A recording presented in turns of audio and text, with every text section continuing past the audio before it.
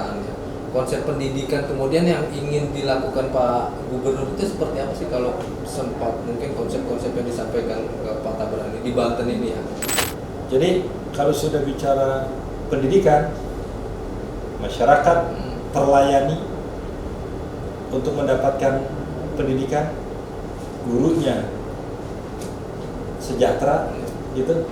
Udah, itu saja ada dalam pikiran beliau.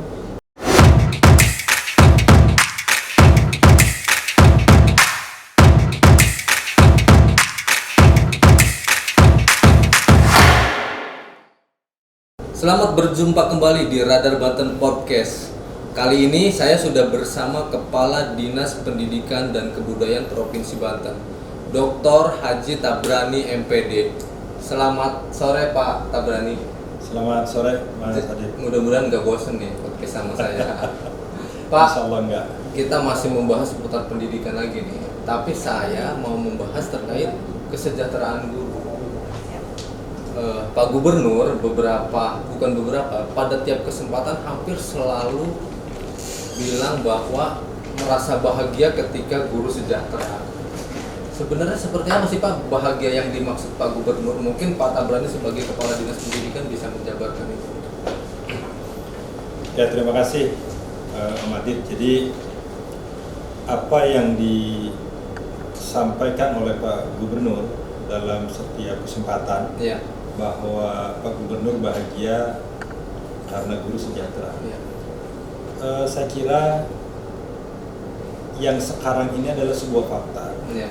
bahwa guru-guru di Provinsi Banten, bila itu guru negeri, ASN, kan juga terjadi bahwa guru itu dapat tukin. Betul. Tukin ASN itu berdasarkan golongan. Indeksnya dari mulai 2,5 juta sampai 3 juta. Dari golongan terendah sampai tertinggi. Nah, jadi itu guru ASN. Berarti guru ASN itu komponennya kan dia dapat gaji, ada yang sudah sertifikasi, nah sekarang kita dapat tukin. Bisa jadi tukin ini baru terjadi pada saat Pak Wahidin Halim ini menjadi gubernur. Gitu. Nah, ketika ada ungkapan guru merasa bahagia karena kesejahteraannya tinggi, maka Pak Gub tentu bahagia. Yang pertama. Ya. Yang kedua, ada guru-guru honor di sekolah negeri. Nah, guru honor di sekolah negeri juga kan banyak tuh jumlahnya. Mungkin kisarannya mendekati angka 6 ribuan. Sebelumnya guru honor itu hanya mendapatkan honor hanya sesuai jam mengajar. Sehingga kalau dijumlahkan mungkin ada yang dapat 600, 700, mungkin saja ada yang di atas 1 juta. Tetapi bahwa saat Pak Wahidin Halim menjadi gubernur Banten, itu kan ada kebijakan bahwa guru honor di sekolah negeri itu mempunyai gaji pokok berdasarkan wilayah. Contoh, Tangerang Raya gaji pokok guru honor di sekolah negeri 1.700.000. Yang ada di wilayah Seragon itu 1.500.000. Yang ada di Kabupaten Lebak dan Kabupaten Pandeglang itu 1.100.000. Dari gaji-gaji pokok ini untuk guru honor di sekolah negeri, mereka mendapatkan honor lain, yaitu honor jam mengajar. Nah, kalau sudah bicara honor jam mengajar itu sesuai dengan jumlah berapa jam dia mengajar. Kalau seorang guru honor di sekolah negeri ngajar 40 jam dalam satu bulan. Nah, hitungannya kan per jam itu dibayar 75.000. Kalau 40 jam berarti 40 kali 75.000 sama dengan 3 juta. Ditambah 1.700.000. Berarti guru honor itu menerima 4.700.000. Kadang-kadang selain dia jadi guru dikasih lagi jabatan lain. Wali kelas. Belum tunjangan sertifikasi itu masuk di luar itu kan Pak? Enggak. Kalau di luar. Iya. Itu kan cuma kalau guru honor ada yang sudah dapat, ada yang belum. Oh, iya. Kalau guru negeri hampir rata-rata dapat, walaupun masih juga Iya. ada yang belum. Nah, berarti sudah 4,7 ditambah dengan andai kan dia dikasih tugas tambahan jadi balik kelas. Iya. Dapat lagi 450, bisa jadi. Atau operator sekolah biasanya kan ada atau juga dia operator ditugaskan yang sekolah. lain. Betul. Nah, itu kalau 40 jam. Kalau 30 jam saja dia dikasih, berarti 30 jam itu 2.250.000 ditambah 1.700.000. Iya. Sudah 3.950.000 ditambah tadi 450 misalnya, kan sudah 4.400.000. Artinya guru honor di sekolah negeri ini juga sudah cukup sejahtera, Iya. bahagia dia. Mungkin ini terjadi pada saat Haji Wahidin Halim menjadi gubernur. Iya. Gitu.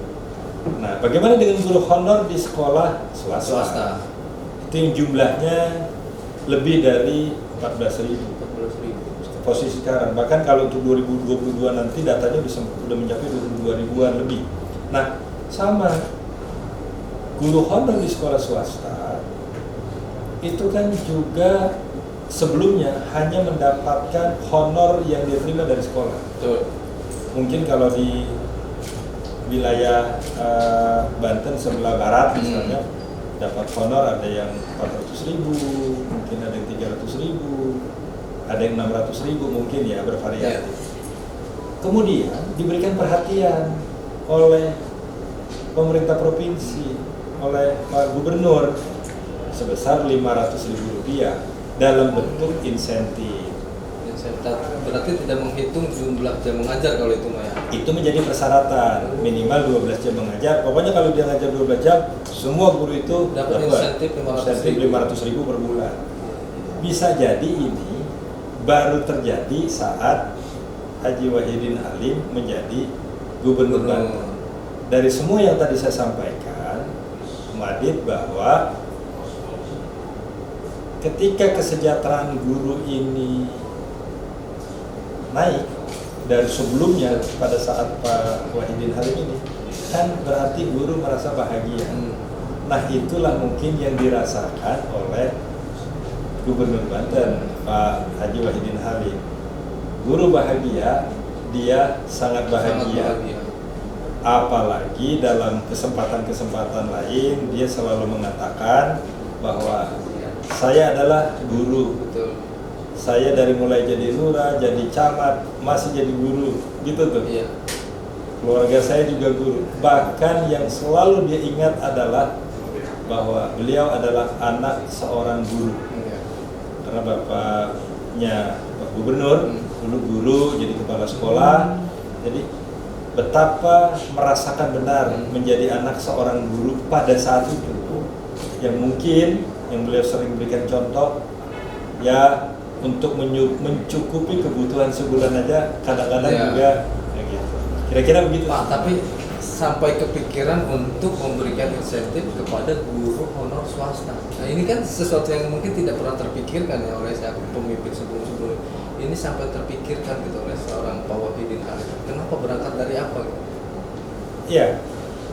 Saya jadi Kepala Dinas Pendidikan 15 Oktober 2020. Ya. Saat 1 minggu atau 2 minggu saya menjadi Kepala Dinas, saya diperintah oleh beliau. Kata dia, "Tam, itu guru honor di sekolah swasta, apa yang bisa kita berikan?" Saya kan juga nggak mau langsung menjawab, khawatir Ya. apa ini gitu.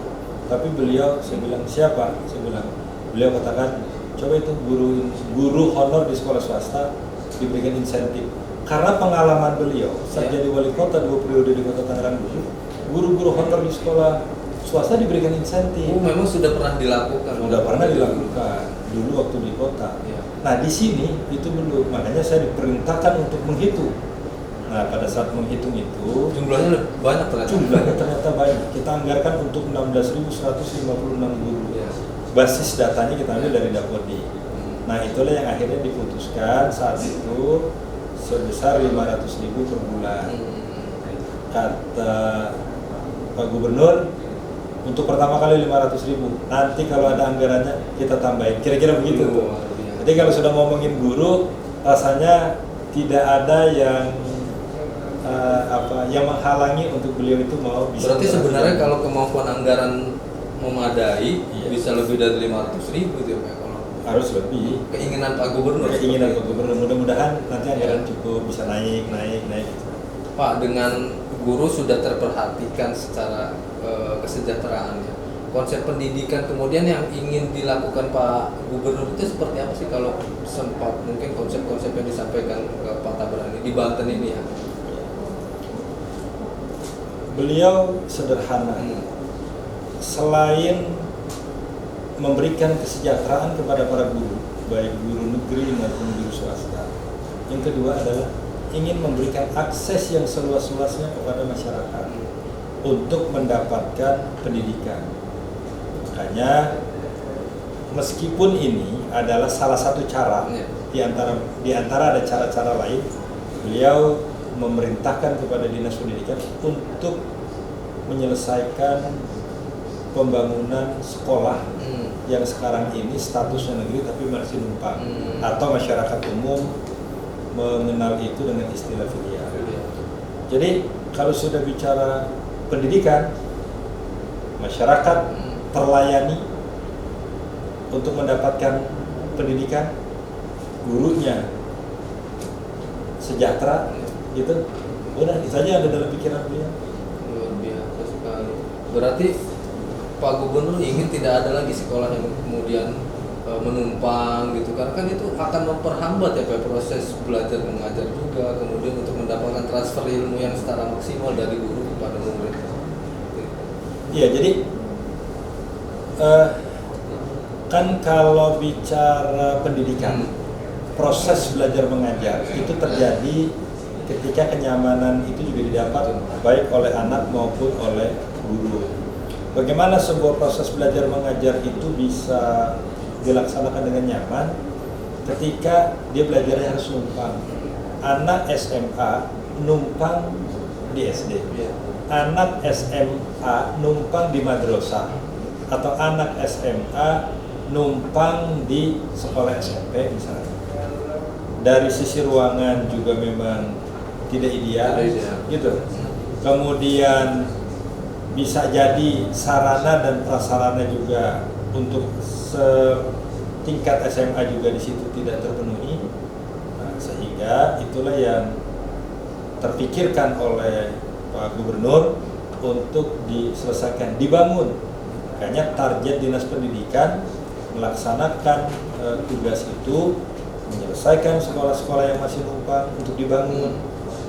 Bukan hanya sekedar dibangun ruang belajar, tapi juga dipenuhi fasilitas prakteknya.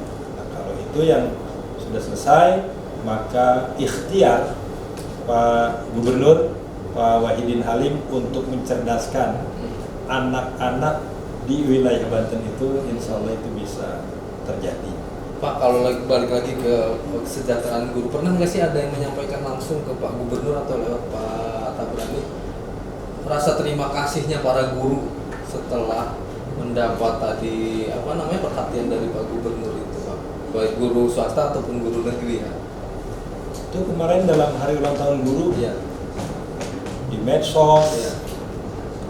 di berita-berita gitu, itu rata-rata ucapannya terima kasih Pak Gubernur Banten Haji Wahidin Halim yang telah memberikan kesejahteraan kepada guru-guru. Ntar lagi di sini terima kasih. Jadi penuh dengan ucapan terima kasih gitu. Walaupun kata guru swasta mudah-mudahan nanti kita disampaikan lagi gitu. Pak, pernah nggak sih pemerintah pusat melihat program ini menjadi satu program yang bagus ya dari Kementerian Pendidikan, sehingga mungkin daerah lain ingin mencontoh gitu yang apa yang sudah dilakukan di Provinsi Banten? Ya harusnya sih begitu. Sebagai sebuah bentuk penghargaan kepada guru-guru yang mencerdaskan anak-anak bangsa ketika bicara tentang kesejahteraan, ya saya kira ini kan langkah-langkah konkret yang baik. Ya kalaulah mungkin di daerah lain belum kemudian akan melakukan itu, ya saya kira insya Allah ke depan itu bisa dilakukan, dan kita bersedia untuk kita diskusi bila ada yang ngajak-ngajak diskusi tentang perhatian guru honor di sekolah negeri dan insentif bagi guru-guru di sekolah swasta. Pak, sedikit menyinggung pendidikan di era pandemi nih Pak, ya kan? Mungkin satu pertanyaan terakhir, di 2022 apakah tetap dilaksanakan offline, daring atau seperti apa? Kita sambil menunggu perkembangan lebih lanjut. Ya. Pak Gubernur juga menugaskan Ya. terus mengamati tentang perkembangan. Mudah-mudahan Banten segera landai dan Semakin menurun Pak ya, mudah-mudahan semua patuh prokes. Kita juga tetap memperhatikan instruksi Kemendagri Iya. tentang leveling ini, kemudian juga tahapan-tahapan.